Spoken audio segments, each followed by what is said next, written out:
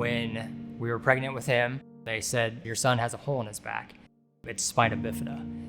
It looks like one of the more severe cases. One of the biggest things we're seeing is that there's fluid on his brain. When Nathan was born, he did have about a quarter-size hole in his spinal cord right about at his waistline. So they had to go in and take care of that, obviously, to begin with. And then they also had to do a surgery to put the shunt in his brain so they could get the fluid taken care of.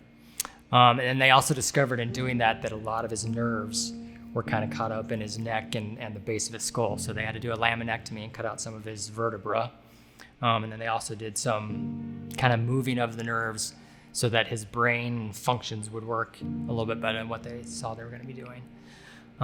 So that was within 2 or 3 days after he was born. We were very impressed with everybody that was part of that. We consider it to be a miracle that he was here and that everything turned out as well as it has for us. So very blessed. The church we go to, he was involved in the program with the kids. And at the end of the year, they were having a little celebration party, and they were going to do it at a climbing place, another one in town. And so when I talked to them, I was like, well, Nathan's in a wheelchair. How, and they said, oh, we found out that there's an adaptive climbing part. So when we go, they'll be able to assist him and be able to climb. And I was like, oh, that's great. I hadn't heard of that. So we went and showed up for the party. And I think unbeknownst to them, not really their fault, but there was nobody there that could do that. And that was kind of a big letdown for us because he was looking forward to doing something with his peers that he could actually do, and something he could learn. As we were leaving, I saw a little flyer on the bulletin board about adaptive climbing. And I was like, oh, so Nathan, this is something we can do. It's just we have to come on the right night to do it.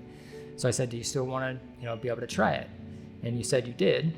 Yeah. So the next, I think it was 2 or 3 weeks later, we signed up, and then that's where Craig was. For me, Nathan is one of those people that they come to a program thinking they're not going to be able to do anything, because Nathan has been told his whole life, like, this is who you are, this is what you can do and what you can't do. And rock climbing is not something that you can do when you're in a wheelchair, right? That's what they hear all the time. So I met Nathan, talked to him a little bit, just, kind of shared, like, this is how I do it, this is what we can do, and this is what you can do. And he was kind of like, so I can climb? And I said, yeah, we can do it right now if you want. And he was kind of nervous, and he kind of stepped back a little bit. And he said, okay, I'll come the next time. So Jeff and I spoke, and he came in the next community night. And the first, kind of walked him through the harness, walked him through how the system works, and then just said, that's it, man. Like, if you want to climb, let's do it. And he was like, okay. And so strapped him into the seat, and he took off. He just kept coming. Every time we offered a program, Nathan was there with Jeff.